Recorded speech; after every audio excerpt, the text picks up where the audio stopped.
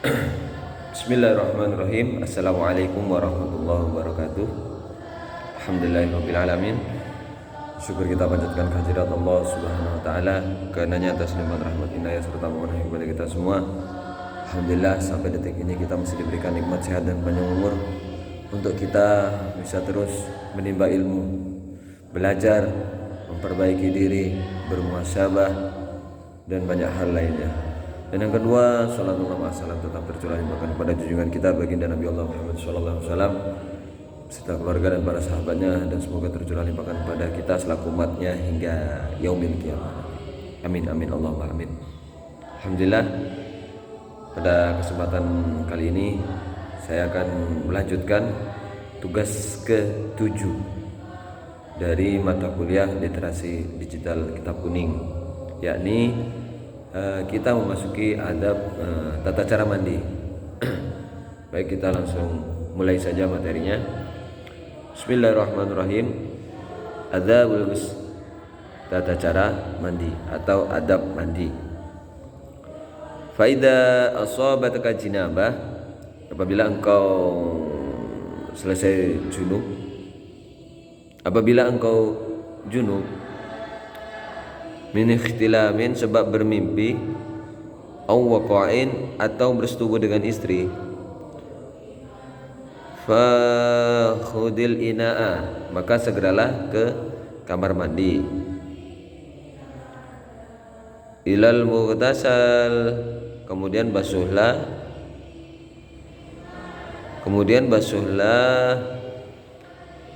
ilal mughtasali wa ghsil yadaika, kemudian basuhlah kedua tanganmu, awwala salasa, sebanyak 3 kali, wa azil, dan hilangkanlah ma'ala badanika, kotoran-kotoran dari tubuhmu, dan hilangkanlah kotoran-kotoran dari tubuhmu, min badanika min qadarin, dari tubuhmu, hilangkan kotoran dari tubuhmu. Wa tawadda kama sabaqa fi wudu'ika lis-sholati, lalu berwudulah seperti berwudu ketika hendak lis-sholati, melaksanakan sholat. Ma'a jami'id da'awati, dengan membaca doa-doa. Wa akhir, dan akhirkanlah wasla qadamaika kaila yudayyi'al ma', dan akhirkanlah membasuh kedua kakimu dengan air. Jadi ketika kita junub itu, baik itu disebabkan oleh bermimpi atau bersetubuh dengan pasangan kita, maka dianjurkan untuk segeralah ke kamar mandi, kemudian basuhlah kedua tanganmu sebanyak 3 kali, dan kemudian hilangkanlah kotoran dari tubuhmu, lalu berwudulah layaknya kita hendak melaksanakan sholat, dengan baca doa-doa yang telah diterangkan, dan diakhiri dengan membasuh kedua kaki dengan air. Faida faragta minal wudu'i, apabila engkau telah selesai berwudu, apabila engkau telah selesai berwudu, fasubbil ma'a, maka siramkanlah air, ala ra'sika, ke atas kepalamu. Ketika kita selesai berwudu, maka siramkanlah air ke atas kepala, salasan, sebanyak 3 kali. Wa anta nawin, dengan disertai niat,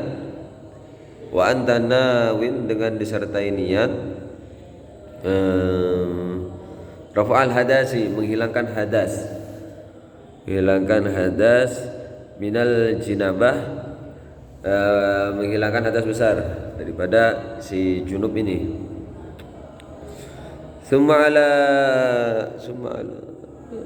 Summa ala siqaqal aimani, lalu siramkan air ke bagian badan sebelah kanan. Jadi siram air ke badan sebelah kanan, salasan, sebanyak 3 kali. Summa ala aisari, kemudian badan sebelah kiri juga salasan, sebanyak 3 kali. Wadluk, sesudah itu, ma'aqbala min badanika, sesudah itu gosoklah badan. Setelah itu gosoklah badan. Wama adbaro salasan, sama-sama 3 kali. Sama khalil sya'ra ra'sika, wala sya'ra ra'sika, sebelah badan dengan wa khalil sya'ra ra'sika, kemudian menjelang-jelahi rambut dan jenggot. Ra'sika walihyatika, dan jenggot. Wa usil ma'a, dengan air. Rambut menjelang-jelahi rambut dan jenggot. Wa ausilil ma'a ila ma'atifil badani,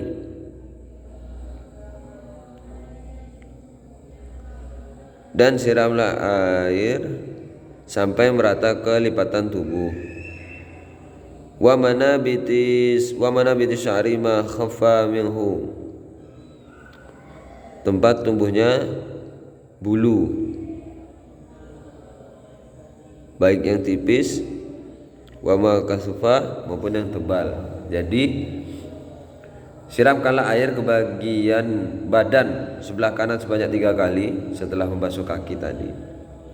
Lalu ke badan sebelah kiri juga 3 kali. Sesudah itu gosoklah bagian depan badan dan bagian belakang kita, dan menyela-nyelai rambut dan jenggot. Usahakan air yang kita gunakan itu merata sampai ke lipatan-lipatan tubuh. Jadi di sini itu yang bagian dalam juga. Usahakanlah air dapat merata sampai ke lipatan-lipatan tubuh, tempat tumbuhnya bulu, baik yang tipis maupun yang tebal. Wa makasufa, dan tebal. Wahdar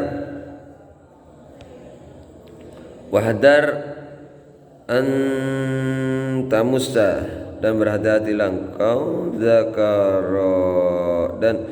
wahdar an tamussa zakaraka, dan berhati-hatilah jangan sampai tersentuh kemaluan. Ba'dal wudu'i, jika kita telah berwudu. Jadi wahdar an tamussa zakaraka, dan berhati-hatilah engkau jangan sampai tersentuh kemaluan ba'dal wudu'i, ketika kita telah berwudu. Fa in asabathu yaduka fa'idil wudu'i, sebab apabila itu tersentuh kemaluanmu, maka kita harus wudu dari awal lagi. Maka kita harus mengulang wudunya. Ketika tanpa sengaja kita tersentuh kemaluan, itu harus wudu lagi dari awal. Wudu lagi. Wal faridatu min jumlati dzalika kullihi,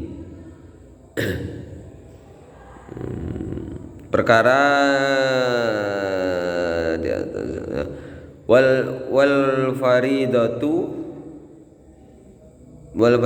dari urian wal faridatu min jumlati dzalika kullihi, dari keseluruhan uraian tadi di atas tersebut dapat disimpulkan bahwasanya fardu atau perkara yang wajib di dalam mandi ialah an-niyatu, niat, wa izalatun najasati, niat menghilangkan najis,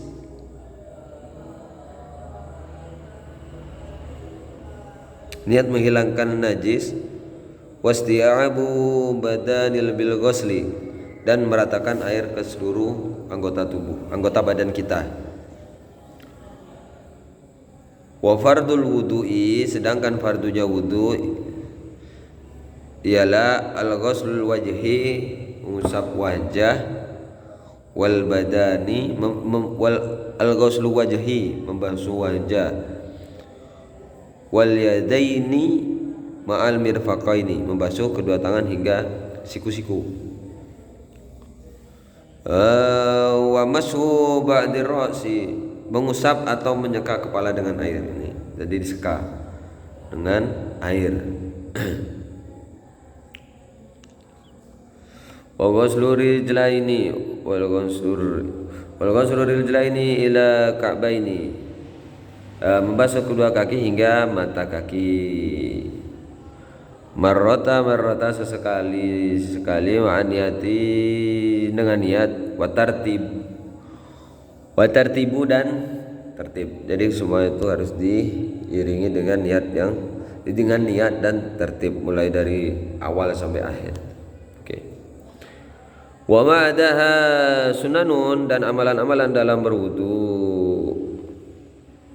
Wa ma'adaha sunanun muakkadatun,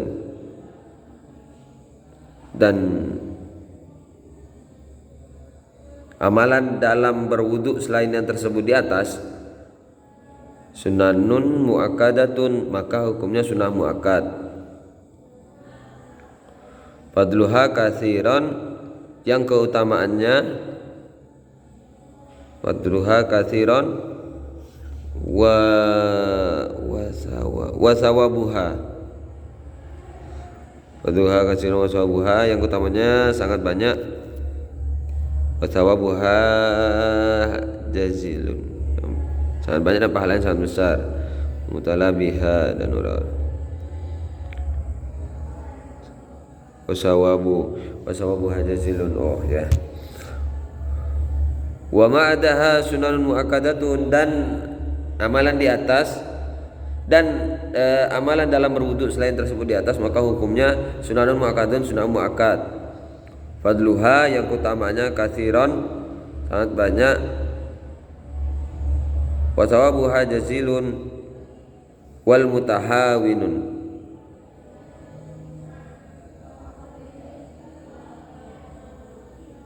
Oh ya, yang pahalanya sangat, yang utamanya sangat banyak dan pahalanya sangat besar. Ya khasirun bal huwa bi asli faraidihi, dan orang yang mengabaikan sunnah-sunnah wudu itu sangatlah merugi. Mukhatirun fa inna nawafila faraidiyah. Mukhatirun fa innan nawafila jawabiru lil faraidi. Orang yang mengabaikan sunnah-sunnah wudu itu jelas rugi, bahkan membahayakan terhadap fardu-fardu wudu yang telah dia kerjakan. Sebab sunnah-sunnah wudu itu pada dasarnya dapat menambah dan menyempurnakan amalan-amalan wudu yang wajib. Jadi dalam hal ini yang dapat kami sampaikan, jadi ringkasannya adalah ketika kita berjunub atau ketika kita akan mandi besar, itu harus memperhatikan mulai dari awal doa-doanya, terus bagaimana apa yang menjadi sunnahnya, apa menjadi fardunya, dan itu jangan sampai ada satupun yang tertinggal. Karena orang yang mengabaikan sunnah-sunnah wudu itu adalah orang-orang yang sangat merugi, bahkan membahayakan terhadap fardu-fardu wudu yang telah kita kerjakan pribadi. Jadi sebab sunnah-sunnah wudu itu pada dasarnya adalah dapat menambah dan menyempurnakan amalan-amalan wudu yang lainnya. Mungkin itu dari saya. Saya mohon maaf apabila ada salah kata dalam penyampaian materi tugas ketujuh ini, yakni bab tata cara mandi. Kita sampai ketemu di tugas ke-8. Kebenaran semata-mata hanyalah milik Allah Subhanahu wa taala, dan saya di sini adalah mahasiswa yang masih belajar untuk menyampaikan suatu materi kepada publik maupun kepada audiens. Demikian dari saya. Billahi taufiq wal hidayah. Assalamualaikum warahmatullahi wabarakatuh.